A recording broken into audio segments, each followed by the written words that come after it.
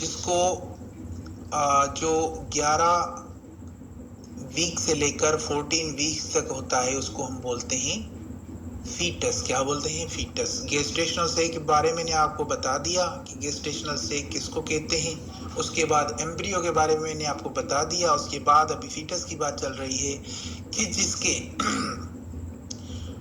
مکمل آرگنز جو ہے بن جائیں. اب یہاں پہ اس کنڈیشن کے اندر دیکھیں کہ یہ بچہ بن گیا ہے. اس کا ناک، یہاں پہ یہ ناک دیکھیں، یہ لب دیکھیں اس کے بن چکے ہیں. اس کا اسپائن بن چکا ہے، اس کے پیر بن چکے ہیں اور اس کے ہاتھ جو ہے بن چکے ہیں. مکمل جو بچہ ہے وہ فلی ڈیولپڈ ہو چکا ہے. فلی ڈیولپڈ، ٹھیک ہے، مکمل جو ہے بچہ بن چکا ہے. اب اس کو ہم کیا کہیں گے جی؟ فیٹس بولیں گے. جو بچہ مکمل پیدا ہو جائے اس کو ہم کیا بولتے ہیں؟ فیٹس بولتے ہیں. اور یہ 11th ویک سے لے کر 14th ویک تک ہم اس کو فیٹس ہی بولتے ہیں. رائٹ؟ سو یہ آج کا جو لیکچر تھا ہمارا تھوڑا شارٹ ہو گیا ہے، میں سمجھ رہا ہوں اس چیز کو، لیکن آج کے لیکچر کو زیادہ کوشش کریں، اس کو امپلیمنٹ کریں، اس کو زیادہ جو ہے اپنے اوپر توجہ دیں اور اس کے اوپر مطلب کہ کوشش کریں زیادہ سے زیادہ جتنا ہو سکتا ہے ہوم ورک کریں. الٹرا ساؤنڈ یا کوئی بھی دنیا کا کام ہو، جب تک آپ مکمل اس کا ہوم ورک نہیں کریں گے، جب تک آپ اس کو مکمل نہیں سمجھیں گے، تو میں سمجھتا ہوں کہ وہ چیزیں جو ہے آپ سے مس ہو جائیں گی.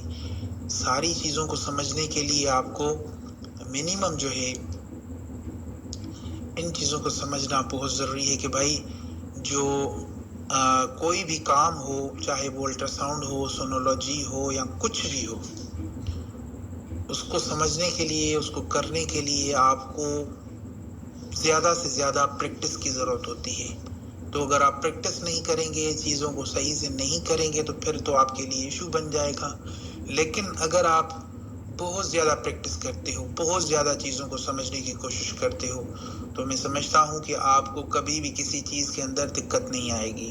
لہٰذا رپورٹس اس کو جو ہے ابھی ارلی پریگننسی کو ہم نے اٹھایا ہے، تو یہ لیکچر ابھی چلے گا ارلی پریگننسی کا، اور اس کے بعد جو ہے فرسٹ ٹرائمسٹر، سیکنڈ، تھرڈ، اور اس کے بعد اوبز اور گائنی کو چلا کے کمپلیٹ کریں گے. پھر رپورٹس کے سیکشن کے اندر آئیں گے. رپورٹس ہم پڑھیں گے کہ جو نارمل ویریئنٹس ہیں اس کی رپورٹس کس طرح سے بنائی جاتی ہے. اس کے بعد اگر اس کے اندر کوئی ایشو آ جاتا ہے، کوئی پیتھولوجی ظاہر ہو جاتی ہے، تو پھر اس کو کس طرح سے جو ہے کیا جاتا ہے. اور اس کے علاوہ میں آپ کا بہت ممنون و مشکور ہوں کہ کبھی طبیعت ناساز رہتی ہے. تو کل جیسے فرائیڈے کو ہوا تھا کہ ہم کلاس جو ہے نہیں لے پائے، اور میری طبیعت صحیح نہیں تھی اور نیٹ کا بھی ایشو تھا، تو آپ نے میرے ساتھ کوآپریٹ کیا. تو یہ میں اس کے لیے آپ سے تہہ دل سے جو ہے معذرت چاہتا ہوں، اور آپ کے لیے میں جو ہے تھینکفل ہوں کہ آپ جو ہے اس چیز کو جو ہے انڈرسٹینڈ کر پائے. سو آج کے لیکچر کو ابھی وائنڈ اپ کرتے ہیں، یہاں پہ ختم کرتے ہیں، اور انشاءاللہ ابھی اسی ارلی پریگننسی کو جو ہے مزید چلائیں گے آگے، اور اس کو جو ہے اچھے سے سمجھیں گے. تو آج کے اس لیکچر میں آپ نے گیسٹیشنل سیک کے بارے میں پڑھ لیا، اور اس کے بارے میں پڑھ لیا ایمبریو کیا ہوتا ہے، فیٹس کیا ہوتا ہے. یہ ایک بیسک سی چیزیں ہیں. مولر پریگننسی ایک ایڈوانس چیز تھی جو کہ میں نے آپ کو سمجھانے کی کوشش کی کہ مولر پریگننسی بیسیکلی کیا ہوتی ہے اور اس کے اندر کیا کمپلیکیشنز ہوتے ہیں، اس کو کس طرح سے جو ہے سمجھنے کی ضرورت ہوتی ہے. مولر پریگننسی دیکھیں، جب آپ کو پیتھولوجی کا پتہ ہوگا تو آپ اسکیننگ کرنے میں آپ کو ٹینشن نہیں ہوگی. اگر آپ کو پیتھولوجی کے بارے میں پتہ ہی نہیں ہوگا تو آپ کو بہت ایشو آ سکتا ہے، بہت زیادہ ایشو آ سکتا ہے.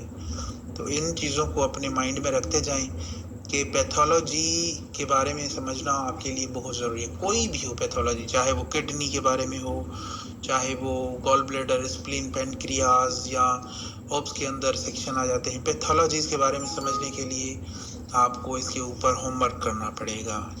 ٹھیک ہے جی، آج کے لیکچر کو ابھی وائنڈ اپ کرتے ہیں. تو مجھے دعاؤں میں یاد کیجیے گا. میں آپ کا ممنون و مشکور ہوں کہ آپ نے ٹائم نکالا. Thank you so much.